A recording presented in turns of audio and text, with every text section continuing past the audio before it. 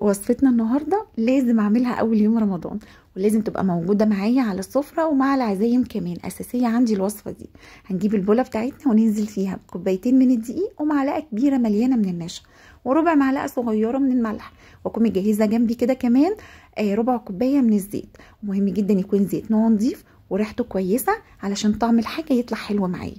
هنزل بقى بالزيت كده على الدقيق بتاعي وابدا اغلفه حلو قوي بايديا كده كاني ببسه بالظبط لغايه لما كله يتغلف معايا ويبقى عامل زي حبيبات الرمل.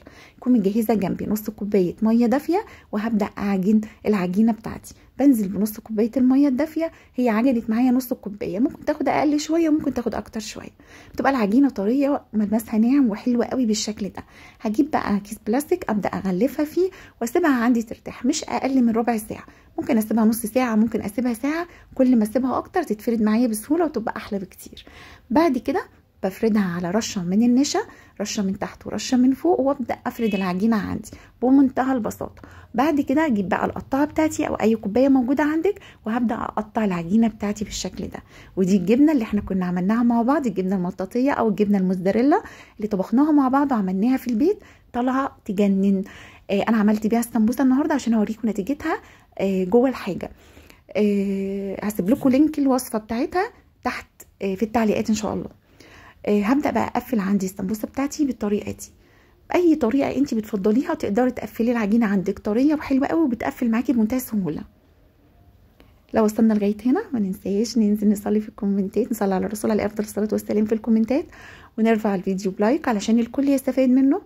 وزي ما قلت لكم طول ما احنا شغالين ذكر ربنا في بقنا، الاستغفار، نصلي على النبي، نسبح، يبقى على طول ذكر ربنا في بقنا على طول. الحاجه مش عايزه اقول لك على البركه اللي بتبقى فيها. بعد ما غلفتها كلها بالشكل ده بكون مجهزه عندي زيت، الزيت يسخن ابدا انزل فيه بالسمبوسه بتاعتي. احنا عملنا النهارده السمبوسه بطريقه سهله جدا جدا، مقاديرها بسيطه، ويعني مش عايزه اقول لك على حلاوتها، هشه جدا وجميله. هتشوفي نتيجتها معايا اخر الفيديو تجنن. بنزل بقى بيها في الزيت، ما بتاخدش معايا بالظبط دقيقتين الناحيه دي ودقيقتين الناحيه دي، يعني انت تبقي واقفه وعينك عليها.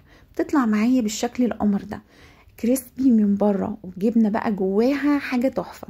حلوه قوي قوي قوي، من الوصفات السهله البسيطه اللي بتشرف كده على سفره رمضان واساسيه ما فيهاش كلام. شايفين بقى الجبنه من جوه، يعني من جوه طالعه بسم الله ما شاء الله ما شاء الله جميله. هسيب لكم زي ما قلت لكم وصفه الجبنه تحت في التعليقات، هسيب لكم لينك الفيديو بتاع الجبنه.